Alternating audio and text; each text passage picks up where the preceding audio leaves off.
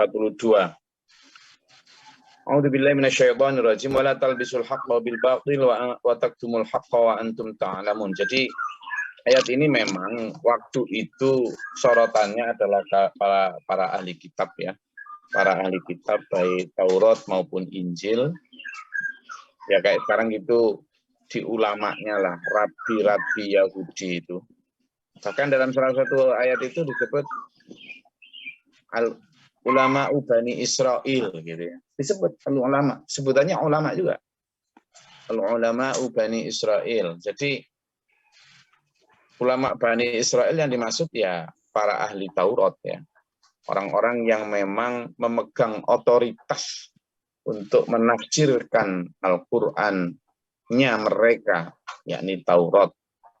Demikian pula para pendeta-pendeta Nasrani waktu itu ya disebut al-ulama Nasraniyah. Kenapa? Karena mereka adalah orang-orang yang alim dalam bidang kitabnya mereka. Di sini di ayat 42 surat Al-Baqarah ini mereka diberikan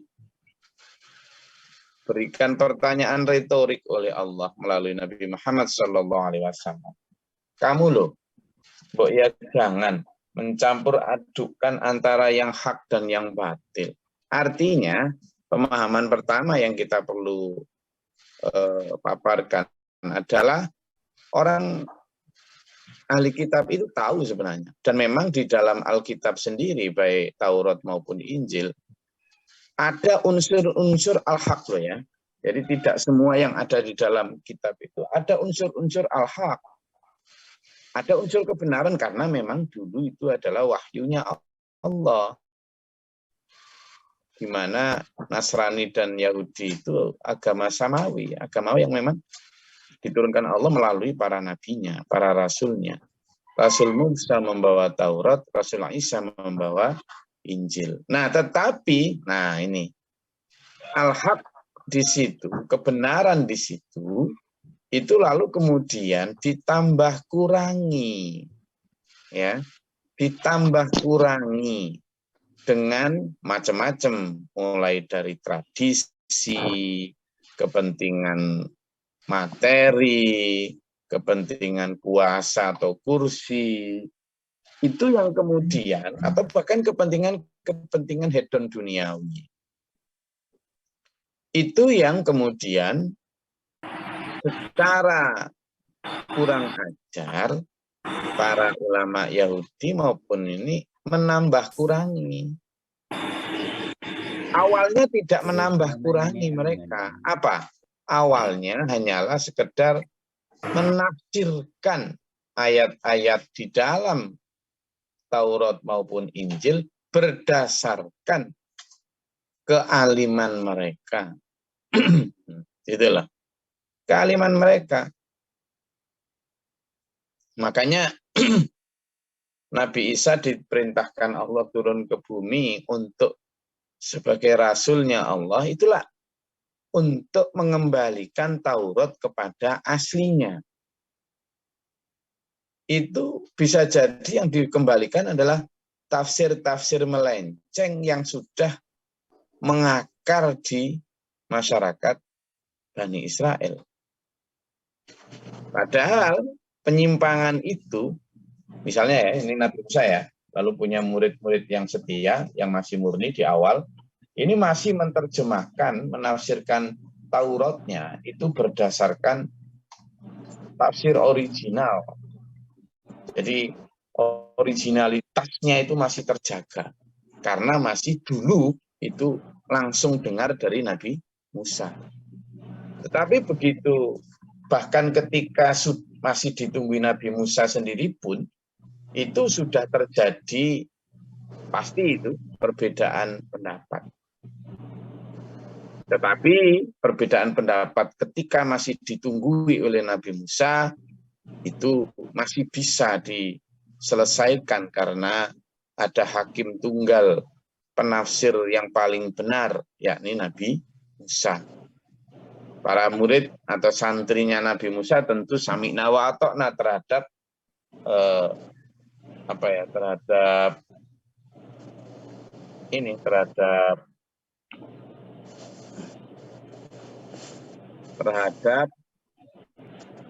tafsir itu.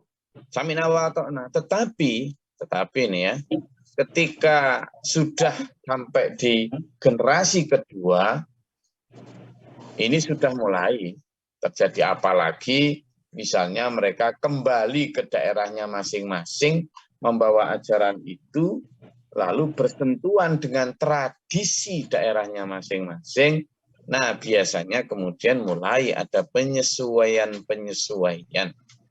Awalnya mungkin hanya penyesuaian yang bersifat buruk, misalnya hal-hal teknis tentang bahasa dan lain sebagainya.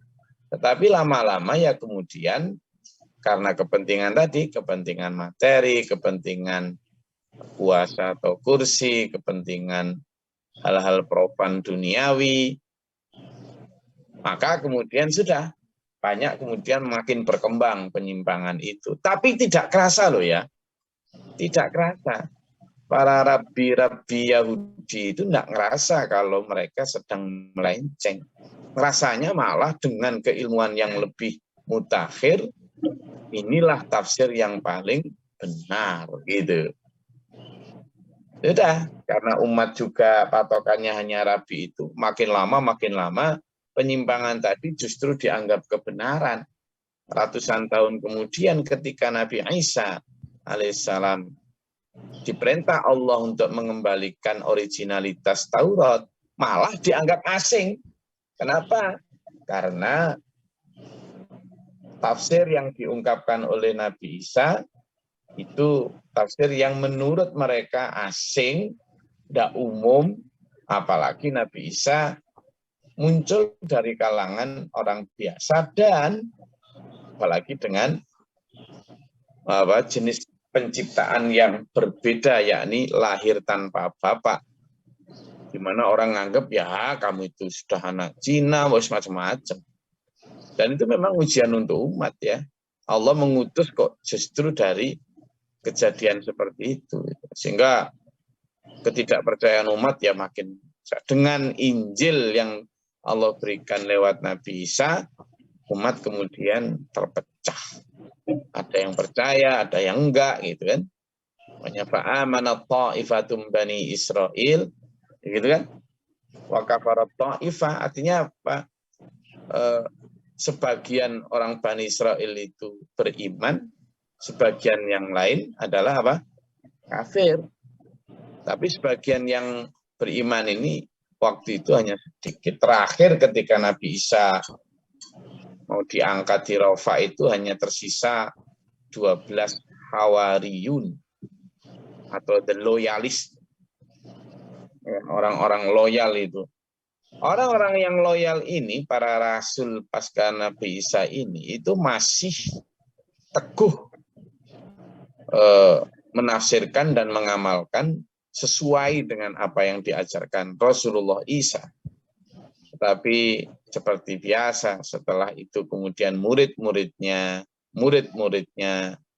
ganti generasi 10 tahun, 20 tahun, 100 tahun, sudah dah mulai bersentuhan, mulai ada penyimpangan lagi yang awalnya tadi Injil murni tadi. Demikian, terus apalagi setelah 500 tahun, jadilah Taurat kemudian juga tidak original lagi, jadilah Injil kemudian juga tidak original lagi. Maka Rasulullah Muhammad SAW diturunkan Allah untuk memurnikan agama, memurnikan akhlak, menyempurnakan semuanya. Makanya dalam Quran itu yang ayat sebelumnya kemarin, itulah kita bahas bahwa wa aminu bima anzaltu musaddiqan lima ma'akum. Kamu itu mbok berimanlah terhadap apa yang kami turunkan. Di mana apa yang kami turunkan itu musaddiqan lima ma'akum. Membenarkan apa yang ada pada kalian. Loh, lah enak Pak. Quran itu membenarkan, menganggap hak apa yang ada di Injil maupun Taurat, tetapi yang hak. Padahal kalian mencampur adukkan apa yang hak dan yang batil. Berarti ada yang hak, tapi ada juga yang batil. Kamu tambah kurangi itu. Nah, kamu percaya pada Quran yang menyempurnakan itu. Wong sebagian memang ada yang benar, tetapi kamu campur adukkan. Yang kedua selain mencampur adukkan, biasanya manusia juga taktumul haqqa. Apa itu? Menyembunyikan kebenaran. Menyembunyikan kebenaran. Jadi memang menjadi pembawa kebenaran itu berat karena seringkali tidak cocok dengan nafsu manusia.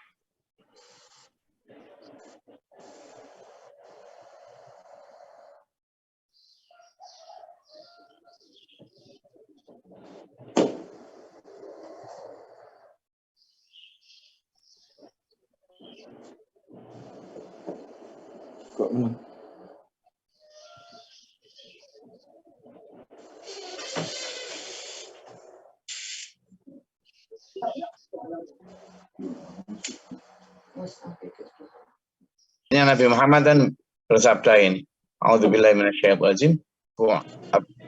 Yub'atsu ala kulli ra'sin mi'atin sanatin man yujaddidu li hadhil ummati amradiniha. Jadi orang yang yujaddidu membuat pembaharuan di dalam agama. Memang ya namanya pembaharuan yang mengadakan perubahan di sana sini, dan itu hak prerogatifnya Allah. Ketika Allah kemudian menurunkan Al-Quran untuk menyempurnakan kitab-kitab sebelumnya, tidak boleh kemudian manusia, loh kenapa kok dirubah-rubah, sudah enak-enak gini kok. Nah, ketika Nabi Muhammad SAW awalnya didustakan semua, hampir afakullama ja'akum rasulun bima la tahwa anfusukum istakbartum fafariqan kadzabtum fafariqan taqtulun. Jadi setiap kali kata Allah, kenapa sih setiap kali aku menurunkan al-haq itu kemudian kalian sebagian dengan kalian apa yang bima la tahwa anfusukum, kitab-kitab itu sesuatu yang bertentangan dengan nafsumu, kok sebagian malah Rasul itu kamu bunuh, sebagian kamu dustakan. Ternyata ya karena tadi itu, kitab itu isinya memang bima la tahwa anfusukum, tidak sesuai dengan nafsu kalian. Itulah kenapa tidak disukai. Ya memang tidak cocok lah, wong gimana wong antara yang diperbaharui dengan yang memperbaharui, ya jelas beda, kan? Sehingga itu sudah wajar. Cuma ya kita sebagai orang-orang yang beriman pasca Nabi ini harus belajar hati-hati. Kenapa begitu? Gini, sama kejadiannya dengan umatnya Nabi Musa, yang kemudian di generasi awal masih baik, masih nurut sama tafsir asli dari Nabi Musa. Tapi sudah begitu generasi kedua, mulai ada ditambah dikurangi, dicocokkan dengan tradisi, dicocokkan dengan hal-hal yang bersifat materi, hal yang bersifat kuasa dan kursi, dan profan-profan duniawi itu yang kemudian terjadi juga di Nabi Isa. Nah, apakah setelah Nabi Muhammad yang kemudian murni awalnya tidak suka, Nabi Muhammad kemudian dapat umat juga? Mulailah ada sabiqun awalun, kemudian akhirnya dapat sahabat utama itu, sahabat Abu Bakar, sahabat Umar, sahabat Utsman, sahabat Ali. Di masa beliau-beliau itu, tafsir Quran utuh, murni. Karena apa? Karena ada hakim. Ini Rasulullah Muhammad SAW. Hakim tunggal ini sebagai penafsir utama yang pasti benar. Apakah tidak ada perbedaan tafsir saat itu? Ada. Ada loh ya. Masa siapa? Nabi itu ada. Perbedaan tafsir di antara para sahabat itu ada. Tetapi perbedaan tafsir itu tidak dibiarkan berlarut. Kenapa? Karena Rasulullah memiliki otoritas untuk menafsirkan sebagai kebenaran tunggal.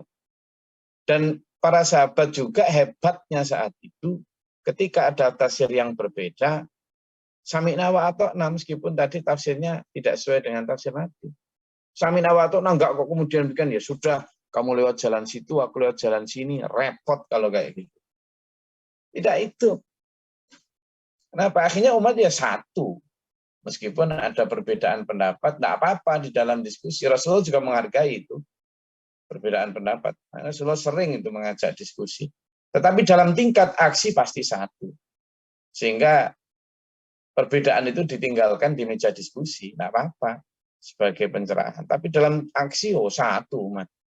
Bayangkan kalau misalnya dalam maju peperangan lalu perbedaan itu masih dibiarkan beda, ya enggak apa-apa, kamu berperang lewat situ, aku tak lewat sini caranya. Ya, akhirnya yang terjadi di perang Uhud itu, ya, saya ulangi, akhirnya yang terjadi kayak di perang Uhud itu, karena perbedaan pendapat tentang strategi lalu diimplementasikan juga di dalam aksi, bukan hanya di meja diskusi, kalah umat Islam, kalah, kan tidak mengikuti arahan Nabi. Jangan turun ke lembah, kamu tunggu di pos masing-masing. Nah, sebagian kemudian menafsirkan itu, tidak apa-apa, cuma sebentar aja. Sama dengan umat sekarang kan. Nah, inilah yang harus kita hindari itu loh. Di awal para sahabat itu satu. Karena apa? Karena saling menghormati dan menghargai perbedaan, tetapi dibarengi dengan totalitas ketaatan. Itu loh. Saya ulangi, mereka saling menghargai perbedaan dalam diri, tapi juga dibarengi dengan totalitas ketaatan. Sehingga ketika ya, misalnya, ketika ada tawanan perang, setelah perang Badar itu kan menang, dapat tawanan banyak tuh. Orang-orang kafir itu tawan. Nah, ada diskusi luar biasa kuat itu antara Abu Bakar dan Umar. Diapakan ini para tawanan perang? Lalu Umar menyatakan dibunuh saja. Karena mereka ini orang-orang yang sudah tidak bisa ini, orang pengkhianat terus ini. Hukuman perang seperti ini ya bunuh, hukuman mati. Abu Bakar berbeda, Abu Bakar menganggap bahwa menurut saya enak dikembalikan dengan tukar tawanan. Tebusan, jadi keluarganya mau nebus silahkan. Pertama kita mengurangi musuh, sehingga kita bisa lebih ringan beban kita. Yang kedua adalah untuk nambah logistik. Nah, Bapak, maka pertimbangan itu sahabat pun akhirnya terbelah. Ada yang setuju dengan Umar, ada yang setuju dengan Abu Bakar. Waktu itu awal Nabi Muhammad SAW ya itu menyetujui pendapatnya siapa? Pendapatnya Abu Bakar karena lebih wise lah, gitu kan? Lebih wise, kemudian lebih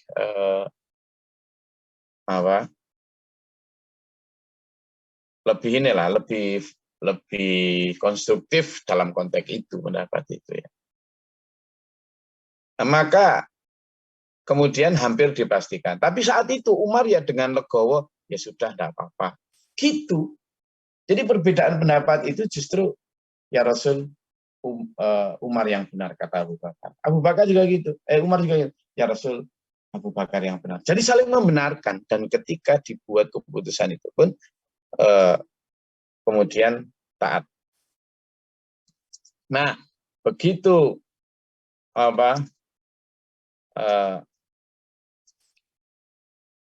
begitu itu hendak dipastikan, ternyata Allah menurunkan ayat tentang memilih pendapatnya Umar. Bayangkan, sudah mau dipastikan, ternyata Allah menegur dengan memilih pendapatnya Umar, yakni dihukum mati saja. Loh, gimana Abu Bakar nggak kecewa? Enggak. Nabi Muhammad juga gentle luar biasa, memberi contoh betapa hebatnya leadership beliau untuk secara gentle menarik keputusan beliau. Bayangkan, kalau orang sekarang gitu kan enggak apa-apa gitu. Nah, akhirnya kemudian ditarik. Umar bin Khattab pun enggak kok kemudian, gue bilang juga apa, enggak gitu. Enggak.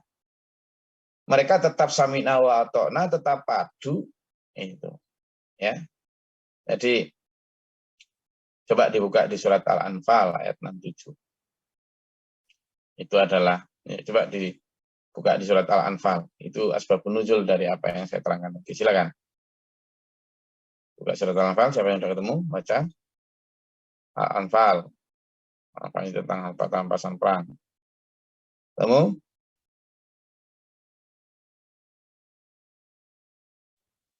Ayat Oh, berapa? silakan Pak Fendi, Pak Jenderal Fakrul. Ayat berapa, Gus? 67. 67. Oke.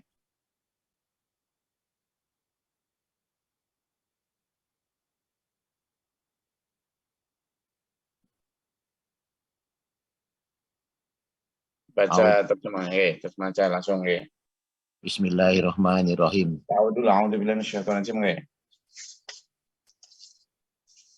Tidak patut seorang Nabi mempunyai tawanan sebelum ia dapat melumpuhkan musuhnya di muka bumi.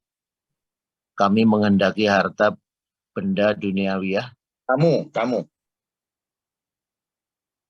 Oh, kamu menghendaki harta benda duniawiyah, sedangkan Allah menghendaki pahala akhirat untukmu. Dan Allah Maha Perkasa lagi Maha Bijaksana. Oh, coba Pak ya. Begitu itu mau ternyata Allah berkata, maka na'udzubillah min syaitonir rajim, maka nali nabiin. Tidak pantas bagi seorang nabi ayyakuna lahu asra, mempunyai tawanan hatta yuthkhina fil ardi, ya kan, sampai dapat melumpuhkan musuhnya di bumi. Turiduna aradad dunya, kalian itu menghendaki harta dunia, kata Allah. Wallahu yuridul akhirah, sementara Allah menghendaki pahala akhirat untukmu. Wallahu azizun hakim, Allah Maha Perkasa lagi bijaksana. Bayangkan, tadi kan pertimbangannya seolah-olah sepertinya lebih bijaksana Abu Bakar, toh? Tapi perbedaan tafsir itu diselesaikan, perbedaan pendapat diselesaikan sudah di meja diskusi. Artinya boleh berbeda pendapat. Begitu tingkat aksi sami'na wa ata'na semua. Nah, ini yang sekarang tidak ada. Di masa tabi'in baik, masih bagus lah. Begitu sudah tabi'in, oh bunuh-bunuhan. Coba ketika Karbala itu, atau ketika perang antara Aisyah dan Ali, dan seterusnya, sampai ke bawah ya begitu. Ingat loh ya, seluruh imam madzhab itu pernah dipenjara oleh para khalifahnya masing-masing. Ya. Di penjara. Nah, perbedaan pendapat semacam ini yang kemudian juga terjadi di umat Islam, di mana talbisul haqqa bil batil maupun wa taktumul haqqa, menyembunyikan. Kenapa kok disembunyikan? Kira-kira apa yang hak adalah hak? Kenapa disembunyikan? Coba saya mau dengar dari dulur-dulur. Kenapa sih orang kok menyembunyikan yang hak, tidak berani nyampaikan? Monggo. Karena kurangnya mendapatkan pengaruh umat, Gus. Monggo. Kira-kira karena apa? Karena kalau dijalankan berat sekaligus. Berat. Terus apa lagi? Takut dikatakan radikal, Gus. Apa Pak Jun? Riau? Yang hak itu biasanya pahit. Kalau sekarang, Gus. Yang hak pahit. Apa Tabanan? Pak Jun? Apa Pak Jun? Riau? Takut dikatakan radikal kalau sekarang. Dikatakan radikal. Apa Pak Jenderal Bakhrul? Karena ada kepentingan pribadi. Kepentingan pribadi. Terus, kalau tadi kan yang disoroti apa Pak Martin? Bogor. Takut dijauhi, Gus. takut dijauhi. Terus apa lagi? Ayo. Nggak diundang Takut lagi. tidak laku, Gus. Apa Mas Ayu? Takut nggak diundang lagi. Apa? Oke, takut nggak diundang lagi. Pak Yayan, apa Pak Yayan? Kok tadi mikrofonnya? Iya, karena bertentangan dengan tatanan kehidupan yang sudah ada, di mana tatanan kehidupan sudah ada itu seolah-olah dirasa sudah baik, sudah nyaman gitu Gus, dan kearifan-kearifan yang sudah ada Gus. Iya. Jadi istilahnya kearifan ya, berarti nggak arif yang benar itu ya. Kayak gitu. Padahal misalnya kayak gini, di masa Nabi itu kan, di masa Mekah itu kan kalau mau berdagang itu pakai undian tuh, pakai slot kayak undian gitu. Harinya apanya diundi gitu. Itu kan kearifan lokal saat itu. Tapi sama Nabi itu disebut azlam ya. Sebut ya. Nggak boleh gitu loh. Kan itu berarti yang Nabi yang nggak arif itu. Menurut orang Mekah kan gitu. Nah sekarang juga begitu. Tapi Nabi apakah mundur ketika kemudian tidak populis? Nah, hal-hal semacam ini yang disebut Pak Yan tadi benar juga. Semuanya dulu tadi benar. Takut dijauhi apa semua adalah karena itu tadi. Karena isi Quran itu adalah bima la tahwa anfusukum. Karena enggak, dengan membawa apa yang nggak cocok dengan nafsu, tradisi apa segala macam. Gitu loh. Sehingga apa? Ya benar kata Nabi. Daun Nabi kan ini Bismillahirrahmanirrahim. Bada al-Islam gharib. Jadi bada al-Islam gharib. Awal Islam itu dulu asing. Ya asing kenapa? Karena waktu itu adalah rusak di masa Nabi itu, ibadah maupun perilaku umat. Lalu Nabi membawa sesuatu yang original, yang baik. Tapi yang baik ini kan di tengah kerusakan kan ya asing. Terus kemudian fasaya itu kama fatawaimu. Fatu balil ghurabai. Awalnya kemudian asing, lalu kemudian dapat umat lama ribuan, jutaan orang mungkin, akhirnya nggak asing tuh Islam. Karena sudah banyak dia ikuti, 100-200 tahun. Tapi lama-lama karena ada tadi itu, kecampuran, penyimpangan, perbedaan tafsir yang kemudian dianggap kebenaran, segala macam, ya kan, dari bawah, akhirnya di bawah muridnya, tapi muridnya ke bawah semua, ya akhirnya begitulah, saling perang, saling apa, segala macam, gitu kan. Dari Bani Fatimiyah, Daulah Fatimiyah ini berperang dengan Daulah Abbasiyah, semacam-macam lah. Sampai kemudian kata Nabi, nanti suatu saat yang asing ini, Islam yang asli akan muncul di tengah kepalsuan itu. Tapi dia akan asing. Tapi kata Nabi, faktu balil ghuraba. Maka tetapi bergembiralah orang-orang asing. Artinya apa? Memotivasi kita bahwa kata Nabi, aku pernah di tengah keasingan dan dibenci, dijauhi, didiskriminasi, dianggap ini dan sebagainya, tapi tetap maju aja. Karena apa? Selama sepanjang kamu menjalankan itu secara hak, ya silakan, jangan takut yang pahit ya. Oke, silakan. Maka di sini yang ayat selanjutnya adalah atamuruna nasa bil birri wa tansawna anfusakum. Dari pertama waqimus sholata wa atuz zakat warka'u ma'ar-raki'in. Dan kita juga diminta untuk menegakkan. Ingat, wakimu itu di situ nggak hanya sekedar melaksanakan ya. Menegakkan itu hanya gini. Kalau kita misalnya di keluarga kita sudah melaksanakan sholat, maka tegakkanlah sholat itu apa? Ya ajak dong. Sholat itu kan sebuah aturan Allah, rules. Aturan Allah. Maka kita menjadi orang-orang yang menegakkan aturan Allah itu untuk diri dan keluarga. Jadi akimu itu menegakkan itu untuk diri dan keluarga. Di dalamnya ada kandungan untuk amar ma'ruf ya. Wa atuz zakat dan tunaikanlah zakat. Yo, dulur-dulur yang sudah mencapai nisab tunaikan. Bahaya itu loh ya. Warka'u ma'ar-raki'in, dan ini juga ada perintah untuk berjamaah. Di dalamnya itu ada kandungan berjamaah salat, terutama wajib. Rukuklah bersama orang-orang yang rukuk, sujudlah bersama orang-orang yang sujud. Jamaah, ya. Ini kalau ditafsirkan lebih panjang, banyak hadis yang menyatakan bagaimana keutamaan bahkan mendekati wajib jamaah, ya, jamaah sholat. Makanya di SWMA itu dimasukkan dalam rukun santri itu.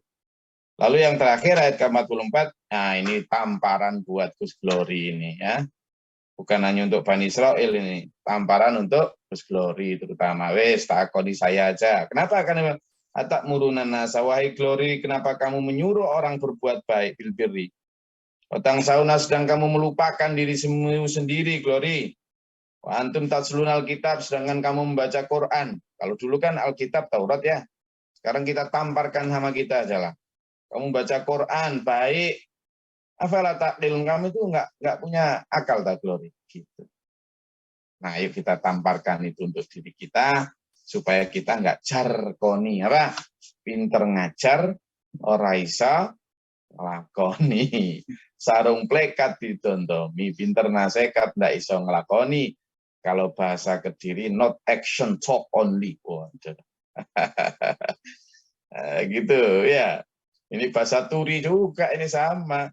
Banyak orang begitu. Nah, ini yang ditembak sama Quran. Kamu tuh hanya pinter kitab, pinter tafsir ini itu, tapi kok perilakumu gitu.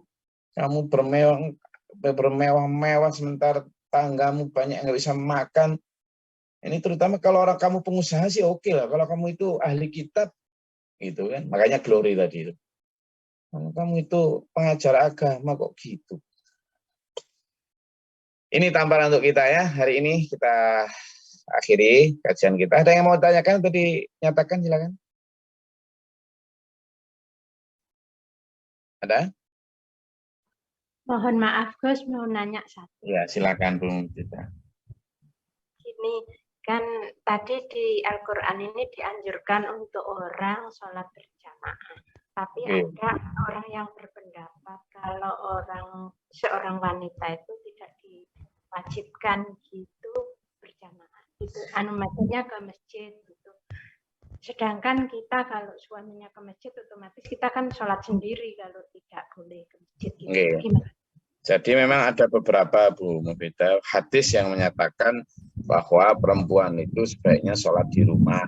Ya, jadi background atau asbabul wurud hadis itu karena memang kondisi saat itu pertama ada beberapa janda ya, janda yang memang hidup sendiri. Gitu. Sehingga kalau dia keluar untuk ke masjid dan sebagainya ada risiko keamanan, juga risiko fitnah dan lain sebagainya.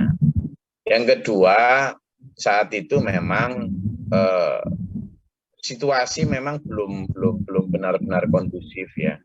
Sehingga kalau mau ke masjid dan lain sebagainya itu tadi ada beberapa hal yang menjadi. Tetapi di luar itu Nabi Muhammad SAW itu kalau mau jamaah di hadis lain itu selalu itu nodoki rumah Fatimah dan sebagainya untuk diada jamaah. Sehingga apa? Kalau dalam konteks kesekarangan kekinian itu selama sepanjang penyenangan itu ada teman untuk ke masjid, ada muhrim untuk masjid bareng, itu sangat dianjurkan. Tetap wajib juga untuk kita semua gitu ya. Tetap ya ada yang mengatakan wajib. Kalau Imam Masjidil Haram beberapa waktu itu wajib gitu. Tapi ada yang menyatakan itu sunnah muakkad dan memang sangat dianjurkan. Kalau bagi saya sendiri, saya memilih pendapat yang selama sampean bisa ke masjid itu dalam kondisi aman dan ada yang mendampingi, maka sangat disarankan untuk tetap mengikuti sholat berjamaah. Karena sholat jamaah itu selain derajatnya tinggi, juga manfaatnya banyak untuk ukhuwah Islamiyah. Oke. Sana. Lagi? Gus, izin Gus. Assalamualaikum. Ya. Salam. Halo, selamat. Begini Gus, di dalam surat Al-Baqarah ayat 42 itu jangan mencampurkan adukkan itu. Kemudian maaf itu korelasinya dengan pengajaran wali dulu, wali Songo misalnya itu masih mengadopsi dari tradisi lama. Itu gimana, Gus? Ya, jadi gini, kalau strategi dakwah di awal, sebenarnya beliau bukan mencampur adukan ya, tetapi masuk justru menginfiltrasi. Jadi di masa waktu itu, di masa Wali Songo, memang nggak mungkin langsung kemudian melakukan pelarangan sekaligus, misalnya jangan gini. Dan itu dilakukan juga oleh Rasulullah Muhammad SAW. Misalnya ya, tentang larangan minum khamr, ya. larangan minum khamr. Itu juga begitu. Tradisi minum khamr, minum apa ini? Kalau sini kita apa ya? Arak ya. Tradisi minum arak saat itu sudah begitu mengakar. Apakah Rasulullah kemudian langsung melarang? Enggak. Rasulullah enggak langsung melarang. Ya.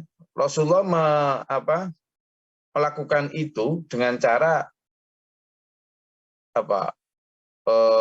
menunjukkan saja, tidak ada larangan. Wa ismuhuma itu istilahnya akbaru min nafihima ya. Jadi mafsadahnya atau dosanya itu lebih besar daripada manfaatnya.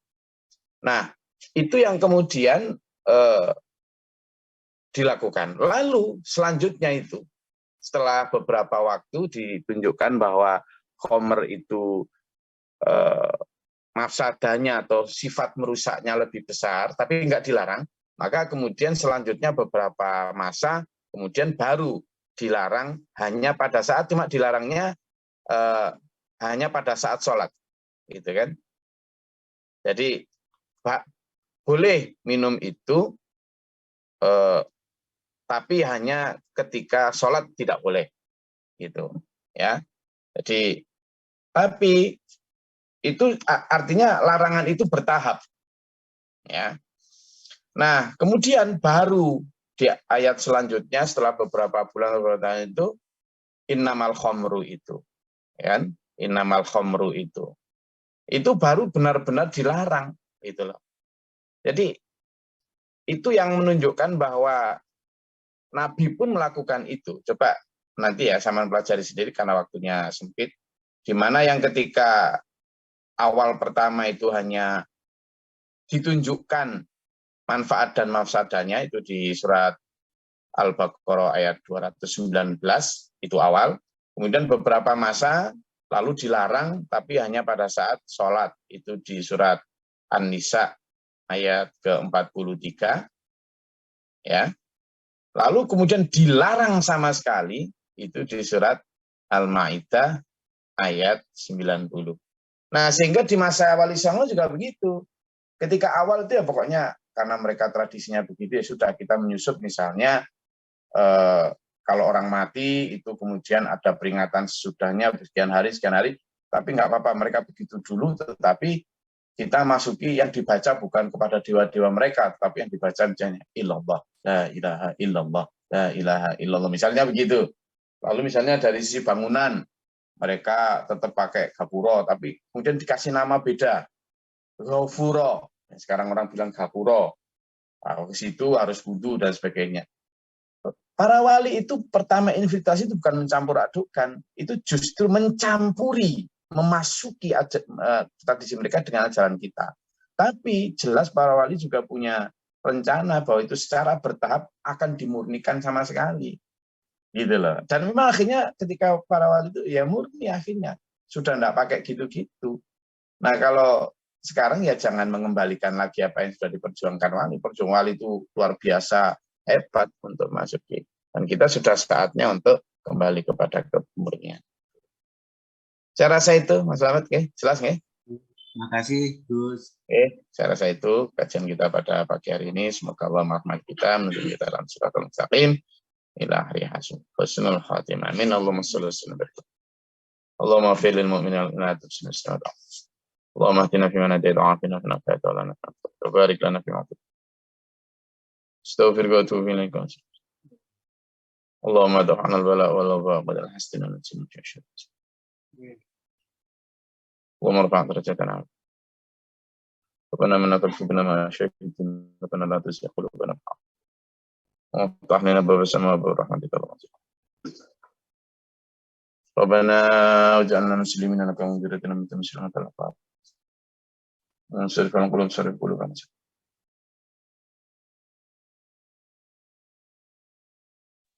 آمين اللهم صل وسلم وبارك على جبلنا